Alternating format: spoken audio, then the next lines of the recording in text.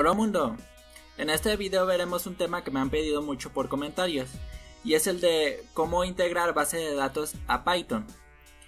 Esto lo haremos con las librerías SQLite 3, que es un gestor de base de datos portables ya integrada dentro de las librerías de Python de forma nativa.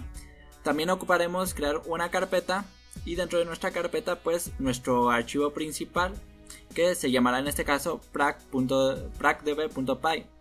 También haremos uso de las librerías os para ubicar dónde está este archivo y en la misma ubicación guardar pues nuestra base de datos. Pasamos ahora a nuestro IDE y lo primero que vamos a hacer será import SQLite 3. También importaremos import os y vamos a crear dos constantes que serán addPath, que será la ubicación de nuestro archivo principal, y para ubicarlo independientemente de la plataforma donde lo hagamos utilizaremos os. El comando get cwd, cerramos y abrimos paréntesis y crearemos otra constante que se llamará dbPath, que será la misma ubicación de nuestro archivo, que este comando nos devuelve en forma de cadena de caracteres pues la ubicación de nuestro archivo .py, de nuestro archivo principal, y lo incluiremos en nuestra segunda constante más la cadena que incluya el nombre de nuestra base de datos, en este caso my database.db. El punto .db es opcional, tú puedes nombrar tu base de datos como tú desees, y si no quieres incluir el punto .db no importa, esto simplemente se hace por convención. Lo siguiente es crear nuestra base de datos o una conexión a ella en el caso de que existiera. Para eso creamos la variable con y llamamos SQLite 3 y le decimos que queremos hacer una conexión, connect, con el comando connect, y aquí le pasamos la ubicación más el nombre de nuestra base de datos, que sería en este caso dbPath. ¿Sí? Luego, si ya no tenemos nada más que hacer, el paso que sigue sería cerrar nuestra base de datos. Esto se hace con el comando close y listo. Guardamos esto y si ejecutamos el comando y todo está correcto, debería crearse una base de datos en nuestra carpeta. Y como ven, pues se ha creado. Vamos a seguir con el ejemplo. Nuestra base de datos ya existe, por lo tanto este comando ya no creará una base de datos. Lo que hará simplemente será conectarse. El siguiente paso es crear un cursor, el cual guardamos en nuestra variable cursor y llamamos a con y le decimos que nos devuelva el cursor. El cursor funciona para ejecutar algo que se llaman queries, que son una especie de comandos ya estandarizados para leer y escribir en una base de datos. Una query es una cadena de caracteres, como a continuación veremos, y se ejecutan con el cursor. Para ejecutarlos le decimos al cursor execute, abrimos y cerramos paréntesis.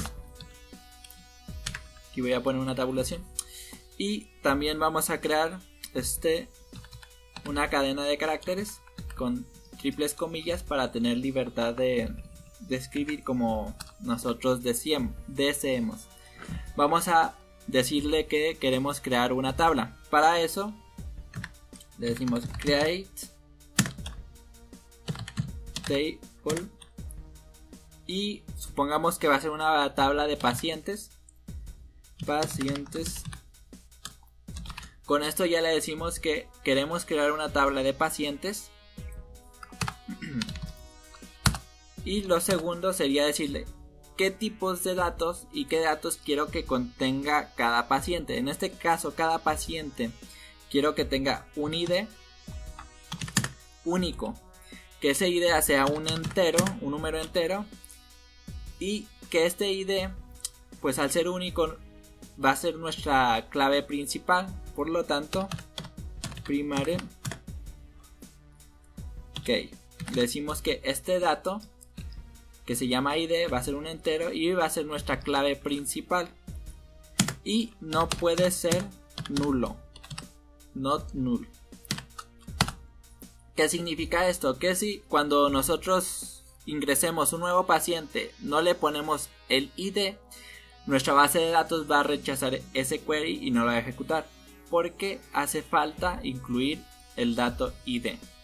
Seguimos. También nuestro paciente va a tener un nombre. Va a ser un tipo de dato texto. Y tampoco puede ser nulo. Va a tener una edad. Vamos a suponer que en este ejemplo que la edad no es importante. Va a ser un tipo de dato entero.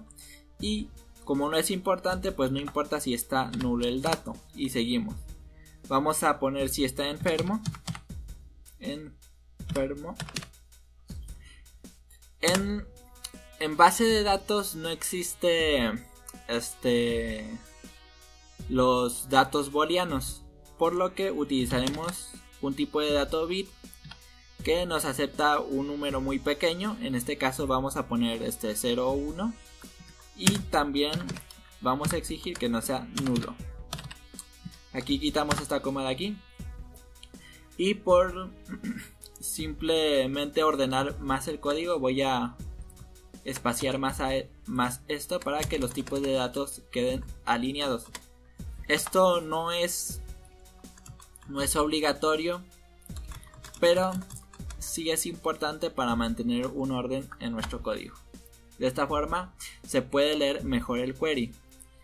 Vamos a guardar esto y lo vamos a ejecutar para ver qué pasa. Si todo va correcto, se va a crear una tabla en nuestra base de datos. Antes de eso vamos a abrir nuestra base de datos. Perdón, no la reconoce como base de datos todavía. Bueno, como vieron, no la reconoce como base de datos, sino como un archivo de texto. Vamos a ejecutar este programa, este pequeño script. Correcto. Y ahora, como podrán notar, cambia el icono de nuestra base de datos. Y ahora le damos a abrir y ahora me aparece el navegador de base de datos SQLite. Este lo pueden instalar, en el caso de Linux se llama así, DB Browser for SQLite, y no es el único navegador de base de datos para SQLite que existe. Pueden instalar algún equivalente para Windows o en Linux también. Y aquí me dice que efectivamente se escribió algo. Hay una tabla pacientes que incluye un ID entero, que es una key primaria que no puede ser nula, que tiene edad, entero y bla bla. Correcto. Antes de continuar, les menciono que el programa que utilizo para ver el contenido de las bases de datos lo pueden encontrar en la página oficial sqlitebrowser.org. Y viene su versión para Windows de 32 y 64 bits, una versión portable, una para Mac, y en el caso de los que utilizamos Linux, pues basta con ir a la tienda de Ubuntu, software de Ubuntu, escribimos SQLite y te sale aquí Database Browser for SQLite. Nomás le das a instalar, lo instalas y listo. Pues esta vez haremos versiones más cortas de videos, por lo que veremos lo demás de esta parte básica de base de datos en un siguiente video. Hasta luego. Recuerda que en la descripción de este video podrás encontrar un enlace a mi Play Store donde puedes descargarte mis videojuegos, un enlace a mi GitHub donde puedes ver el código que escribamos en estos videos, un enlace a mi Patreon por si deseas contribuir con este canal, y un enlace a mi Amino donde puedo contestar tus preguntas en vivo y en directo. Hasta luego.